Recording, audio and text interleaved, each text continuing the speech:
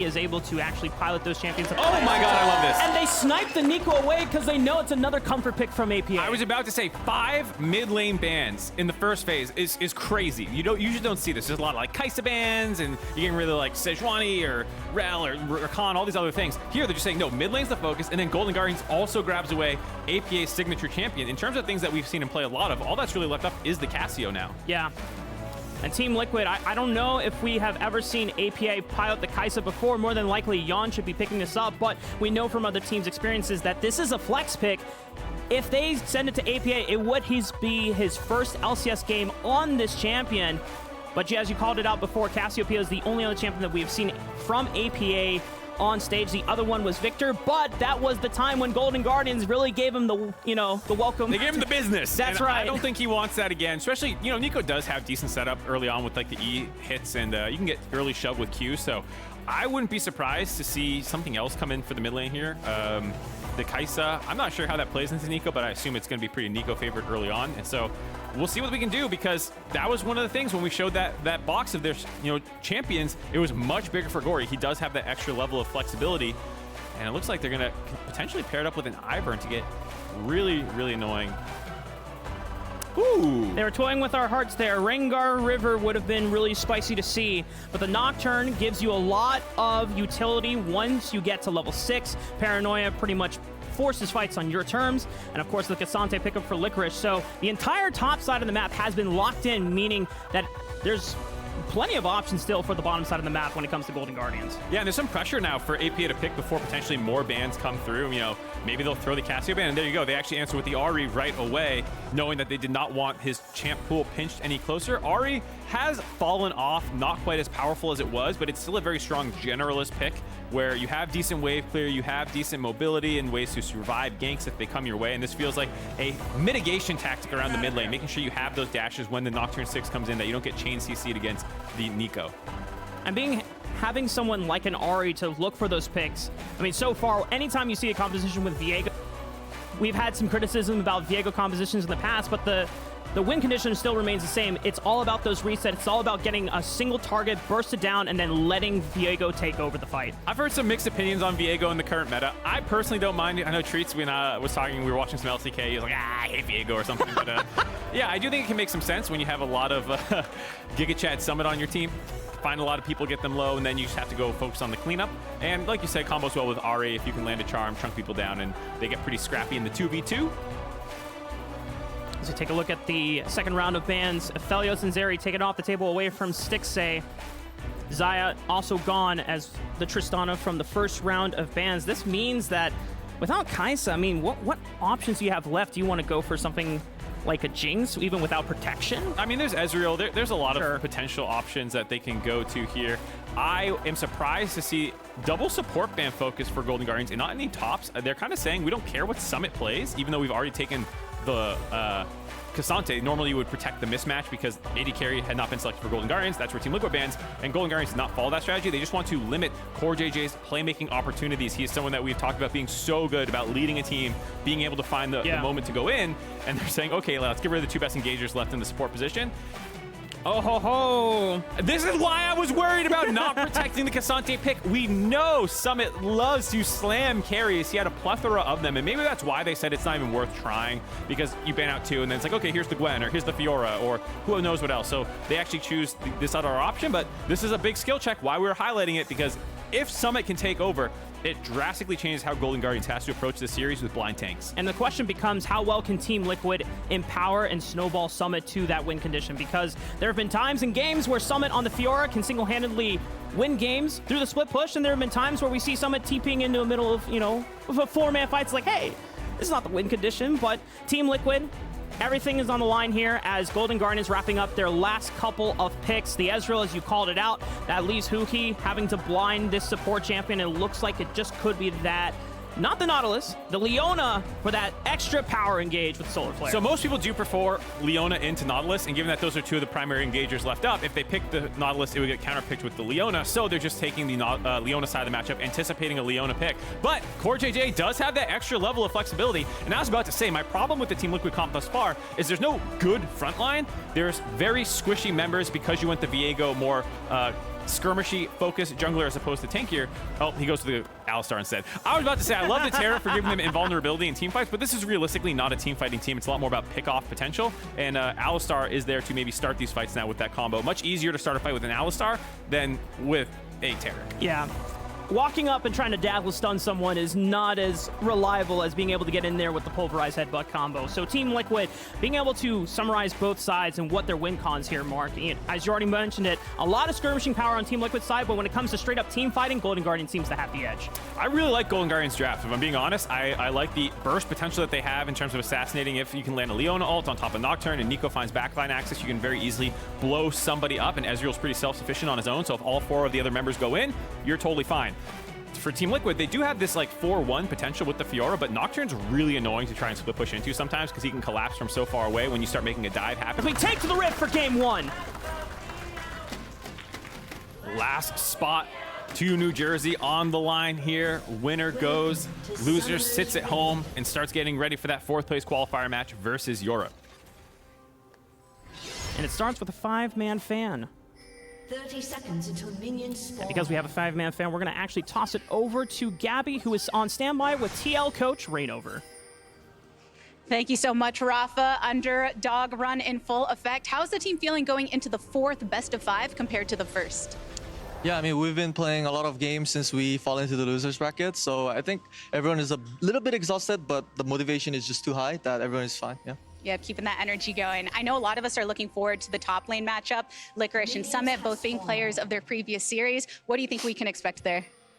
Top lane matchup, they didn't really touch any top laners, so we had like so many options, but we just picked the most aggressive option because it's the first game, and the first game, you know, I want to make sure we have some like flow going on, you know, yeah. Yeah, I'm ready for that early scrap in game number 1. Thanks for joining me. Back to the game. I love hearing that from Rainover. It's exactly what we're talking about, where in a best of 5 series, you have this kind of wiggle room to go for aggressive picks, and if they don't work, you can scale it back from there. So I like hearing them saying, we had dealer's choice. We went with the most aggressive, most split push focus, most solo kill oriented champion we can possibly pick in Fiora. Yeah, test your limits in game 1. If it doesn't work out, then adjust as you need be. The other thing I also like is Gabby mentioning to Rainover, this is now your 4th best of 5. For players like Summit, Pyosik, and CoreJJ, maybe that doesn't matter as much because they have plenty of experience, but it matters a ton for APA and Yeon, who this is their first playoffs experience ever on the LCS stage. It's super cool for these guys to already know that they'll be representing North America in some international competition, but obviously they want to go to their first in-venue finals event, be able to feel the roar of an arena, the way the stage almost vibrates. You always hear players talk about that for their first time, being like, whoa, that was crazy, being able to feel the crowd literally through my peripherals, in my hands, under my seat. It hits different, man. APA already getting the first early shove onto Gori in the Neeko matchup. If there is anyone that will know the Neeko matchup better, it would be APA. Is already heavy trading going on. And he does have some Ahri games, despite the fact that we haven't seen the LCS. He played it 5 times in the Academy, or excuse me, the Tier 2 League. Challengers now.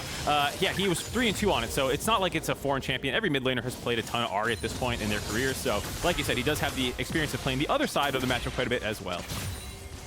Looks like Pyosik is looking for an early roam onto the bottom side of the map. He cleared all top camps and booking it towards the bottom side where Stixxay and Huhi are overextended. Pyosik is now spotted on the minion wave here. Stixxay has an arcane shift to play with, and Huhi just flashing forward, trying to interrupt Pyosik on the gank. But now Huhi should just be left to the wolves here of Team Liquid, and that's first blood for Pyosik. Absolutely, so well played by Team Liquid there. The slow move in, knowing that Leona was too far forward. I liked Huhi's idea of if I can land the Zenith Blade and use that as an escape mechanism, but it was really smart by Pyosik there to not actually start attacking Stixxay. He just kind of ran past him, and he was not where he was anticipating. They could get right on top of him. Easy kill there, and doesn't really cost him any sums other than the exhaust, and that's Huhi flashless now. So they have to be really careful from here on if they push up with this Leona Ezreal to make sure that they have a really good vision to make sure there's no other ganks coming down there, and the snowball starts, because we've seen what happens when Kaisa gets ahead of Ezreal. It's a very risky counter pick into the Kaisa where you can win lane phase, but if you fall behind, she just starts assassinating you in the mid game. Now,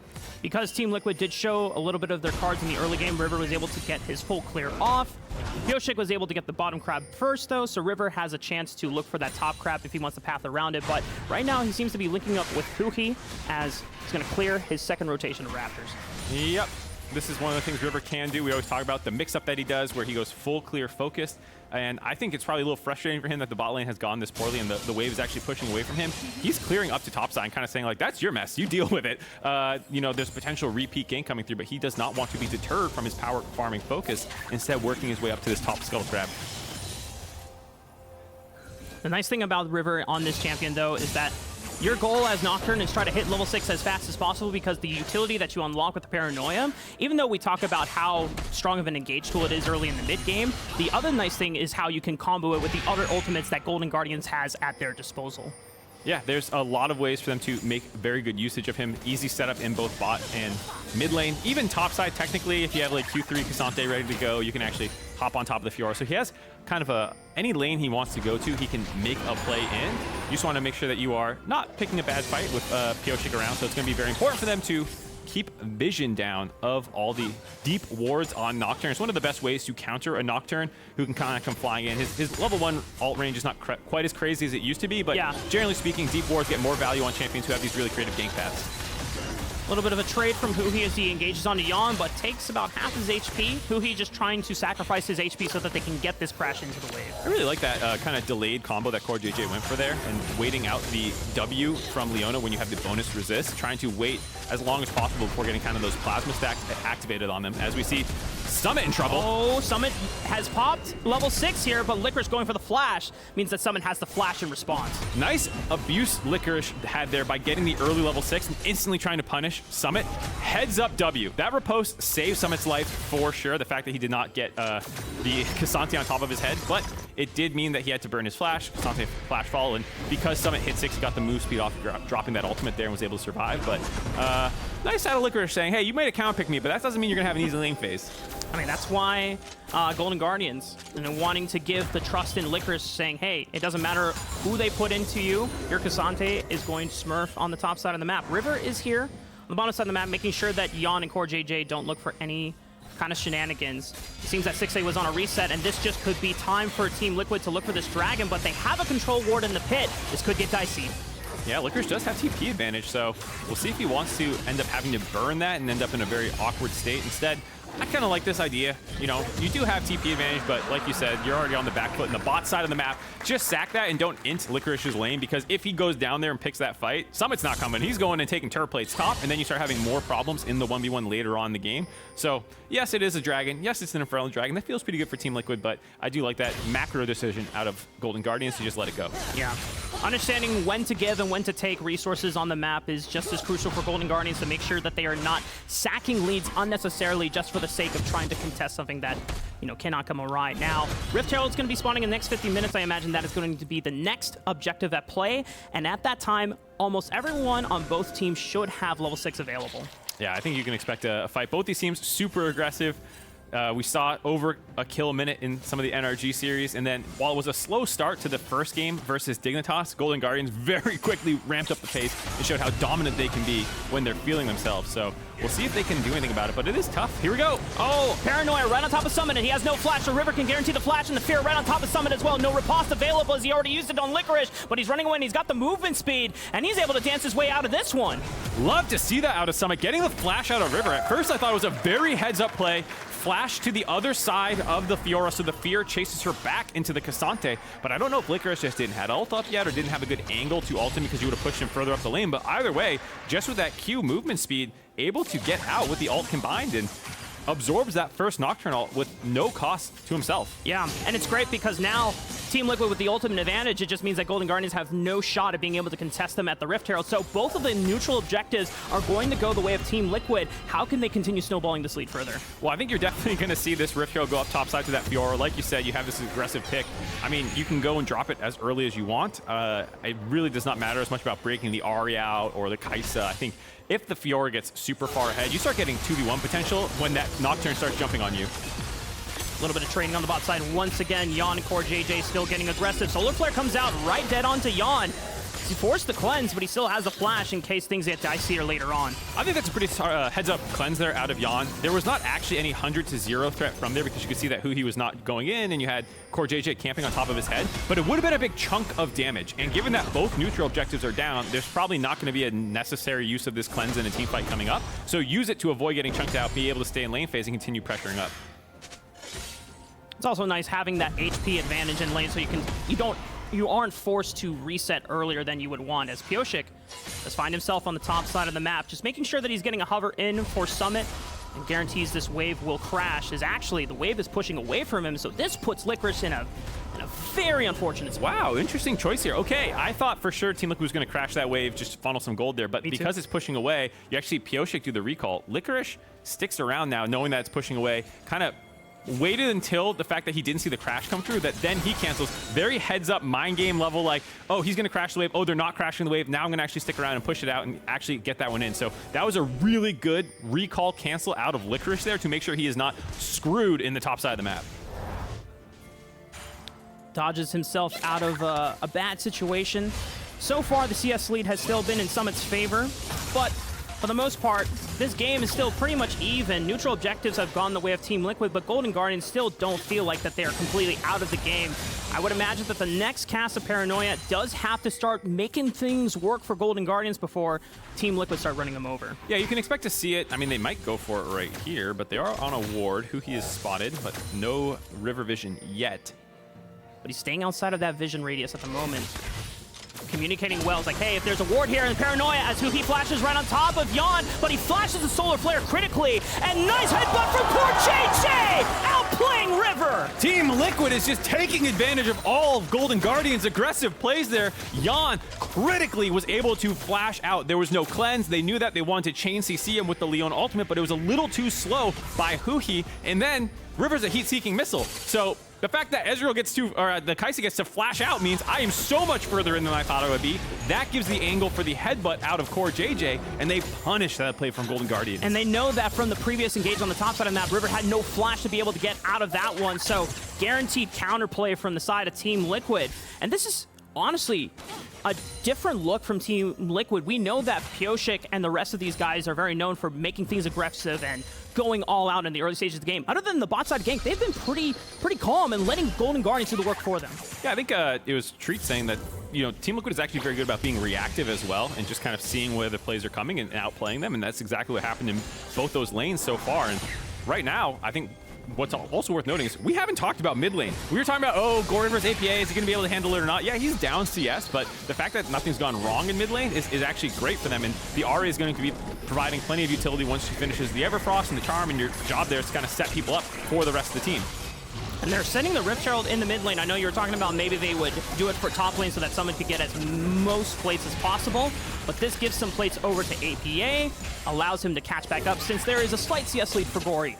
Yeah, I don't hate it because against Nocturne, it's very valuable to break mid lane turret. Against any global, it's very valuable to be able to push further in from mid lane because that's where a lot of plays spill over from, and getting deeper wards becomes easier and all that stuff I was talking about. At the same time, you have a Fiora on the top side. I would really like to snowball her. Yeah.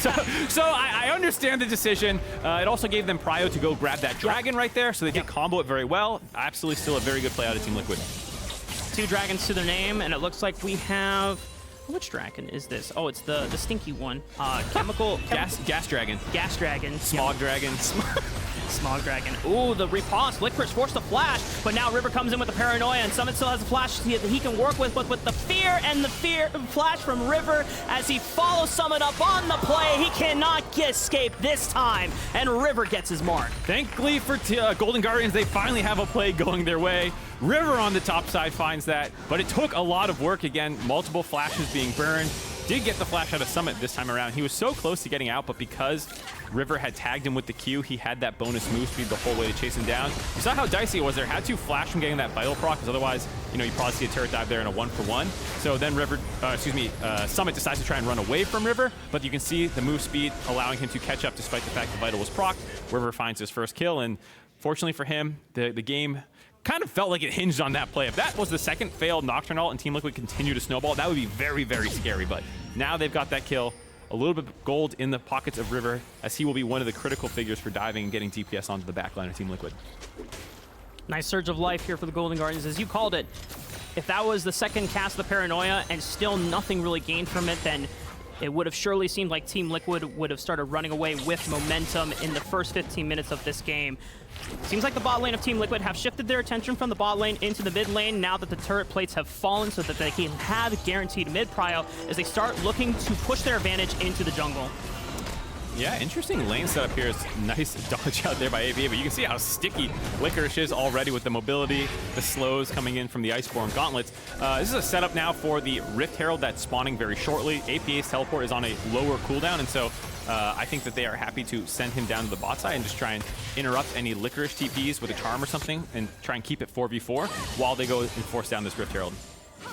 And while Team Liquid not necessarily all that thrilled about Summit going down, it does mean that Paranoia is not available for this Rift Herald take, so once again, no contest coming in from Golden Guardians. That means both objectives in Dragons and Rift Heralds have been secured by Team Liquid. They have been absolutely clinical with these objectives. They've been super clean so far. 4 out of 4 early game neutral objectives going their way, but it doesn't feel like they've quite broken the back of Golden Guardians quite yet. It is getting very, very dicey. This mid lane turret's about to drop now, instantly using this one.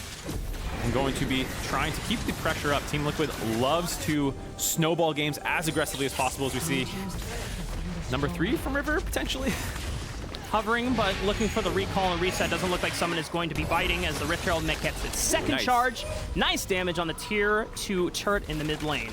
And Summit playing with respect. Something you don't always see out of him. Notoriously high isolated deaths. One of the easiest top laners to pick on when he starts feeling himself, he starts getting aggressive. But with that shove mid, I think you could see Golden Guardians anticipating, this is what Summit does. He pushes when he shouldn't. But actually, heads up play by Summit there, letting the wave crash into him and wasting a lot of River's time.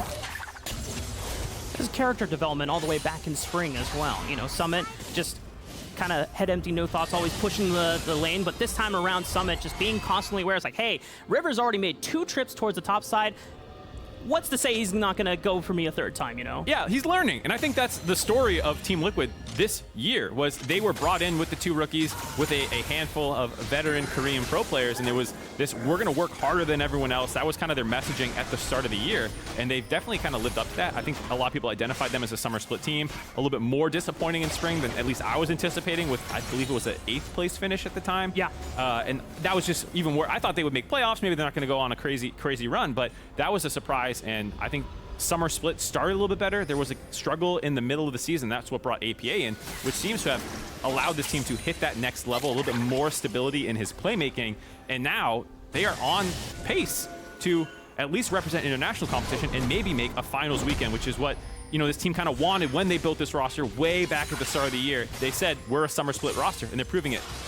And one of the things, too, as we're getting ready for Dragon in the next 30 seconds, Team Liquid, the narrative around them and they wanted to push in the spring split is we're going to outwork everyone. We're going to work harder, and we're going to put in more hours than anyone else. The fact that it resulted in 8th place finish, they kind of changed up, you know, okay, actually now we're the cool team, we're the fun team, but we have intros now. Yeah, but I still want it to be known that some of these guys, especially APA and Yeon, even though that they're rookies, they put in more hours than anyone else on the team, and it's clearly shown because they want to make sure that they are not being outmatched by the rest of the peers in the LCS. We'll see if they are able to cleanly snowball this game out. It's one of the things that they have struggled with as a team, including some of their rookies, not always being super consistent with their gold leads. Here you can see Golden Guardians wanting to contest this Dragon, stop the Dragon stacking out of Team Liquid. Licorice has TP as well. Paranoia is popped. It's all darkness for Team Liquid as the Pop Blossom follows as well onto 2. True Shot Barrage coming in, doing damage onto Pyosik as he's forced the flash. Huhi falling up as well. Licorice leading the charge against CoreJJ. APA is separated and Yeon is still kiting as much as he can. He gets the flash out. Huhi's the first one to fall, but Pyosik looks for a reset and now he's Ksante, but they're still running away. Summon has teleported looking for the flank as well, and Golden Guardians have pushed out 1, but it still doesn't feel like a 1 fight yet. It's a 1-for-1. Golden Guardians being a little bit healthier though, and looks like they can fall back safely onto this Dragon to snag this one. APA in trouble. He has flash, but he doesn't have Spirit Rushing. He gets popped. A little too greedy and overeager on trying to check to see where the Dragon was, and Golden Guardians will now secure the objective. Golden Guardians finally find their fight there, and a little bit of greed out of APA, trying to poke his nose back in around the Dragon. Huhi camping the brush, the wily veteran finds him. And I gotta say, this engage was not super clean, honestly. They do get this initial start to, which is quite nice with a 3-man knockup by Gori, the Ezreal ult over the top, but then they don't finish anyone down. The surprising thing to me is how little damage Team Liquid's doing in response. Like, everyone's still at 80% at this point after Golden Guardians has used most of their cooldowns. So it's a 4v5. Yes, Summit was a little late with the TP because the Nocturne ult allows you to block TPs from coming in, but it's a concern now that where's Team Liquid's damage going to come from until Kaisa gets 3 items? The Ahri only on Everfrost, not able to bring too much, and it looked pretty free for Golden Guardians to just kind of faceplant into Team Liquid, even if the engage isn't the best. Yeah. It didn't do anything. I mean, the tricky thing is that whenever Paranoia is activated, you just don't know where everyone is coming from. And especially already on a team that, you know, comms-wise isn't always the cleanest, Team Liquid now have to even go above and beyond the barrier of like, hey, I don't see what's happening. Please tell me what's going on. Where do we back? Do we you know, kite this one out? Do we make the counter engage? What do we do, guys? I mean, even in that example though, they were grouped up, all on top of each other. The Paranoia turns lights out, whatever. You see them all jumping in you. You just hit closest target at that point, and they didn't have any damage coming through. And this is even with the what I like, the Triforce build on the Viego these days after repeated Divine Sunderer nerfs. It's a much higher win rate. So, you know, he is somewhat high damage. He's not quite Kraken Slayer like full damage Viego, but the fact that they couldn't punch through the Leona, couldn't punch through River, Licorice went up next, that they didn't have the damage to actually kill anyone there until the very tail end of the fight. It's a little concerning later on. Oh, but nice charm from APA. It stops the Pop Blossom. And I believe River saw that interaction, knowing that the Paranoia would have been for naught.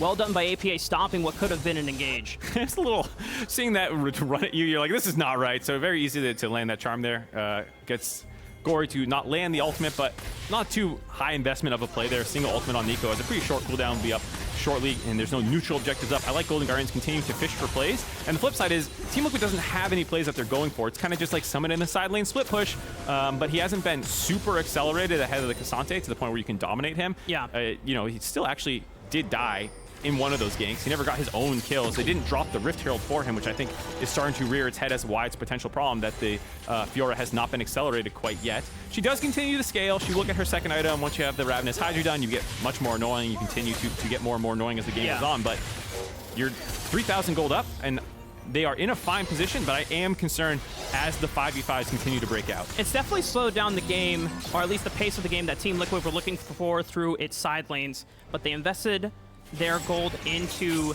getting APA a little bit of a head and giving Yeon and CoreJJ mid-prio, as they always can at least bleed into side lanes that are pushed off right here. And this is exactly what the mid option of the Rift Herald gives you. It's an easier path through the enemy jungle, so when APA gets his shove and Gori doesn't have his ultimate, they're able to collapse up there, grab the third turret of the game for themselves. At some point, they actually grabbed that mid inner one, which the Rift Herald charge. I don't know if that came off the back of the replay during the Dragon situation, but either way, a nice little bit of gold chunk for Team Liquid. 4,000 gold up. We talked about Yeon potentially being the main damage carry this game. He is fortunately online. He is coming up on 9,000 gold, 1,000 ahead of Stixxay basically, and also the richest member in the game. Despite not getting any kills, 3 assists, a lot of farm, and some turret plates funneled his way, means that he is well on his way to grabbing that third item, where a lot of people say that's when Kaisa becomes pretty obnoxious. And the test here for Yeon, I want to harken back to what we had from Stixxay and some of his words before this match. It's like, hey, I'm one of the guys that does the most with less resources, and sometimes I feel like Yeon gets resources and doesn't make the most of it. So now, this is the put up or shut up game. That's right. He's the most invested member on the side of Team Liquid. He is going the Rage Blade build, which I think is the right choice with how short range Golden Guardians are and how much hard engage they have. They're going to be jumping on your head. You need to survive that and then blow them up afterwards. You are not just poking with W here. So I do like the build that he's going for. We'll have to see if he's able to pull that one off. River and CoreJJ staring menacingly at each other, but not really pulling the trigger on either or, because neither team is really set up for a real engage there. Someone is getting a decent chunk onto Licorice, and Pyosik is starting to shadow him on the bottom side of the map, just in case River started to fade towards the bot side as Summit gets this push in. Baron is alive for the taking, but it doesn't seem like Golden Guardians are really ready to take it either. No, I think Baron will be one of these objectives that maybe you bait, see if you have enough prio to force Team Liquid down there, but Pyosik's top side of the map. This brings a dive. They go for the stun, and it looks like they just have the damage to easily take him down. He was already below half HP, and this turret will fall. That was a really nice play out of Pyosik there. You saw Golden Guardians kind of messing around with the Baron vision. Being on the bot side of the map 23 minutes in as a jungler can be scary, but if you make the dive happen, well then someone has TP and he can collapse, and it's actually still a 4v4 on the Baron side of the map. So Finally, they get a kill onto Licorice. Finally, they accelerate this Fiora, grabbing that turret, grabbing a kill. A nice chunk from APA. Gori is now below 50% HP. Huhi is lurking around here with River, and this turret is about to fall. True Shot Barrage is going to reveal that multiple members on Dragon, so they know that this dive is for River, but this teleport from Summit is going to protect APA. Now CoreJJ is coming around the wings. It's going to bunt Huhi over the wall. Summit might have bought a little bit more than he could chew. Gori over the wall. Pop Blossom flash onto 3, and now Summit falls. CoreJJ forced a flash, and that's the TP coming in from Licorice. And can Golden Guardians look for more momentum off of this play? They're pretty low. They're backing with Gori. He has TP to rejoin the fight. They might force onto this Baron now that they have Summit down. Another TP from Gori, and it looks like Golden Guardians going to pull the trigger. Baron has begun. Team Liquid, can they get into the pit? Flash is available for Pyosik. They have vision on the pit.